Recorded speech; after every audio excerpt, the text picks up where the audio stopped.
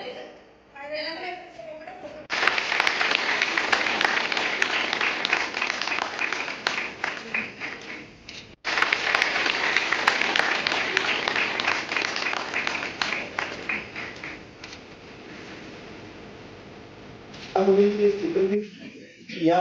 48व्या वर्धापन दिनानिमित्ताने आदरणीय दारुंडे साहेबांच्या संकल्पनेतून तयार झालेली आहे ती चित्रफित आम्हा सर्वांसमोर आता लावण्यात येणार आहे व याचं विश्लेषण सुद्धा आदरणीय दारुंडे सर करणार आहेत.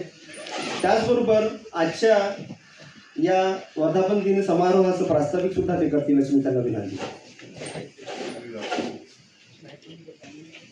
विद्युत कर्मचारी संघटनेचा 48वा वर्धापन दिवस आपण अत्यंत उत्साहामध्ये साजरा करीत आहोत. या ठिकाणी ही जी 48 वर्षांची वाटचाल आहे त्या वाटचालीमध्ये काही क्षणचित्रे आणि मुख्यत्वे करून या नागपूर परिसरामधले जे काही कार्यकर्ते आहेत त्या कार्यकर्त्यांची संघटनात्मक आंदोलनांमध्ये घडामोडींमध्ये जी काही वाटचाल राहिली जो काही सहभाग राहिला त्याच्या आपण आठवणी जागृत केल्या पाहिजे जाग्या केल्या पाहिजेत असा यामागचा उद्देश आहे. आपल्या सगळ्यांना माहीत आहे की संघटनेची स्थापना 29 मार्च 1978 झाली. तर त्यावेळेस जी पहिली केंद्रीय कार्यकारिणी तयार झालेली होती त्या केंद्रीय कार्यकारिणीचा पहिला त्याचं छायाचित्र सुद्धा आपल्याकडे उपलब्ध आहे. त्याच्यानंतर जे काही वर्धेला जे चौथं अधिवेशन झालेलं होतं 1985 ला आणि त्याच्यानंतर 1989 ला जे नांदेडला जे काही अधिवेशन झालेलं होतं जे 5वं अधिवेशन होतं ज्या अधिवेशनामध्ये पाटील साहेबांची सरचिटणीस म्हणून नियुक्ती झालेली होती आणि खऱ्या अर्थाने 1989 नंतर या संघटनेच्या वाटचालीची घोडदौड सुरू झालेली होती आणि त्यानंतरची जी काही आंदोलनं झाली मग ती मुंबईच्या विधानसभेवरील मोर्चे असोत प्रकाशगड समोरील आंदोलने असोत ती या नागपूरच्या विधानसभेवरील मोर्चे असोत द्वारसभा असोत की बैठका असोत तर यांची क्षणचित्रे छायाचित्राच्या रूपाने आपण जतन करून ठेवलेली आहेत. मी 1989 पासून संघटनेचं हे जे मुखपत्र ज्याचं आपण प्रकाशन केलं त्याचा मी कार्यकारी संपादक होतो आणि मी कार्यकारी संपादक असल्यामुळे माझ्याकडे महाराष्ट्रामधनं फोटो यायच्या. तर जवळपास 2000 फोटोंचा साठा माझ्याकडे तयार झालेला आहे. त्याच्यामध्ये अत्यंत जुन्या फोटो सुद्धा आहेत. तो काळ ब्लॅक अँड व्हाईट फोटोचा होता.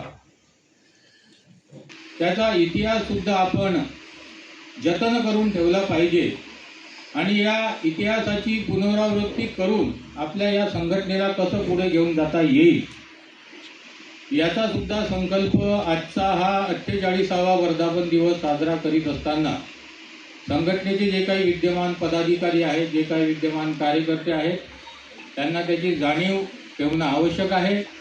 तर याच दृष्टिकोनातून काही फोटोंचा अल्बम आपल्यासमोर या ठिकाणी डिस्प्ले होत आहेत. अनेक जे काही आपले जुने कार्यकर्ते आहेत ते आपल्याला या फोटो डिस्प्लेमधून दिसतील.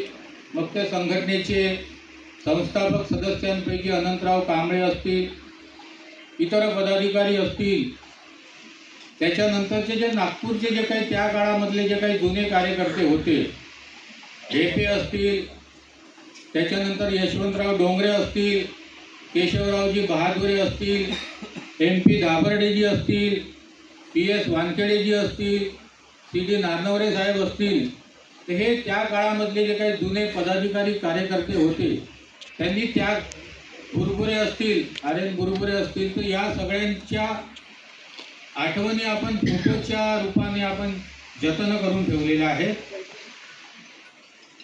प्रकाशगड समोर जी काही आपलं पहिलं आंदोलन जे झालेलं होतं ते 3 ऑक्टोबर 1989 ला ते अतिशय मोठं आंदोलन होतं.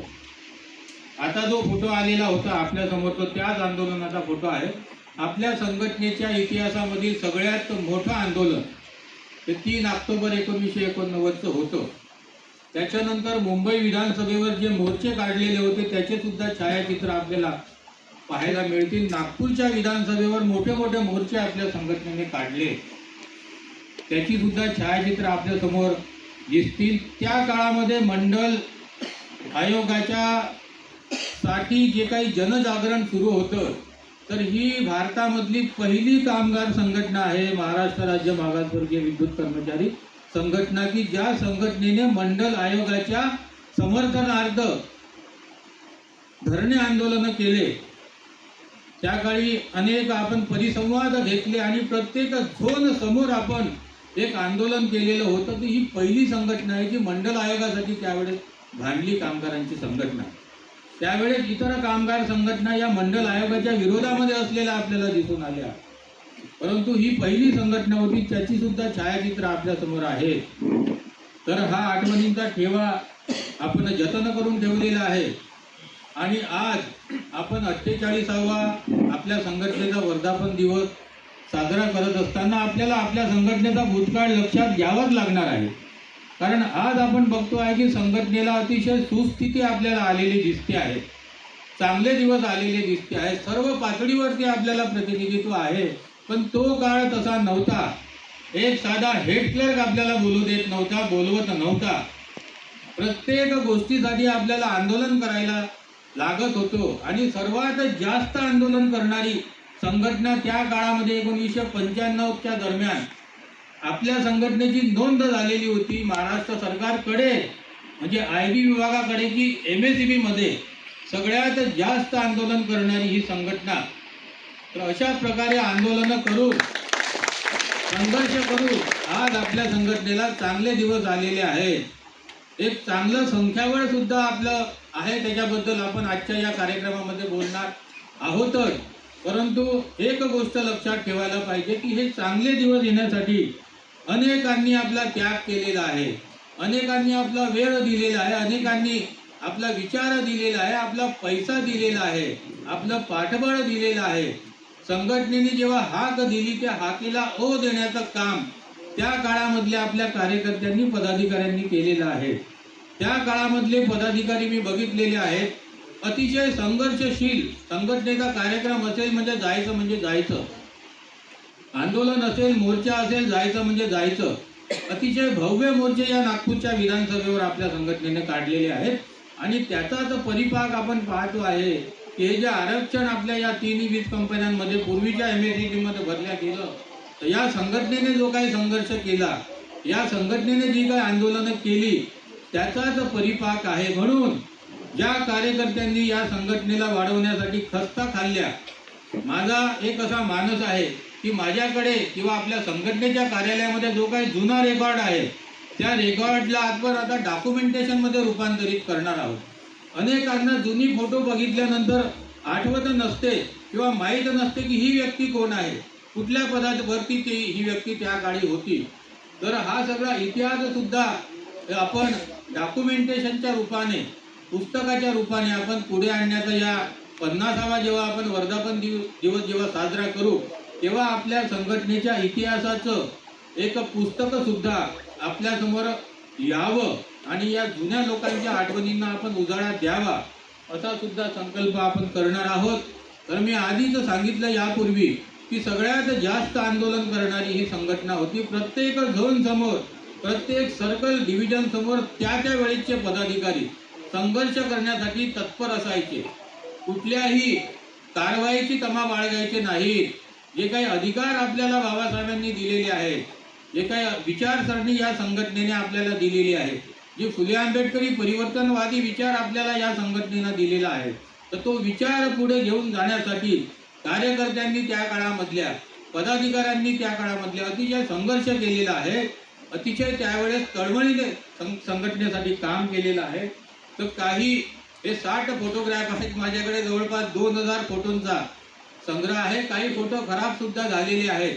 आणि विशेष म्हणजे जे 1989ला जे नांदेडला अधिवेशन झालेलं होतं, त्या नांदेडच्या अधिवेशनाचा अल्बम सुद्धा मला परवा दिवंगत अनंतरावजी कांबळे यांच्या घरून मला प्राप्त झालेले आहे. अतिशय चांगले फोटो, चांगल्या स्थितीमधले त्या अधिवेशनाचे फोटो उपलब्ध झालेले आहेत. तर हा सगळा इतिहास आपण पुस्तक रूपाने, संघटनेच्या इतिहासाच्या रूपाने सुद्धा आपण जतन करण्याचा प्रयत्न करीत आहोत. तर अधिक न बोलता आज आपण 48वा संघटनेचा वर्धापन दिवस साजरा करीत असताना संघटनेच्या भूतकाळामध्ये जो काही संघटनेने संघर्ष केला तो आपल्याला लक्षात घ्यावाच लागणार आहे. परंतु पुढे जी काही आव्हानं आपल्याला कामगार संघटना म्हणून आमच्या समोर येणार आहेत, एक जे खाजगीकरणाचं वारं या देशामध्ये वाहते आहे, जे संविधानिक हक्क आणि अधिकार त्यांना सुद्धा तेवढ्याच ताकदीने, तेवढ्याच समर्पणाने, तेवढ्याच विचारांची दिशा घेऊन आपल्याला या संघटनेला पुढे घेऊन जाण्याचं काम करावं लागणार आहे. आज सगळं आपल्याला हे सगळं या जुन्या कार्यकर्त्यांच्या माध्यमातून जे काही उपलब्ध झालेले आहे, तर जी काही नवीन आव्हानं आमच्या समोर भविष्यामध्ये उभी ठाकणार आहेत, काय त्या आव्हानांना पेलण्यासाठी आम्ही तयार होणार आहोत का? जुन्या कार्यकर्त्यांनी, पदाधिकाऱ्यांनी जसा सॅक्रिफाईस जसं केलेलं आहे, जसा त्याग केलेला आहे, तसाच त्याग करण्यासाठी आम्ही तयार होणार आहोत का? मला असं वाटते याचा सुद्धा संकल्प करण्याचा आजचा दिवस आहे.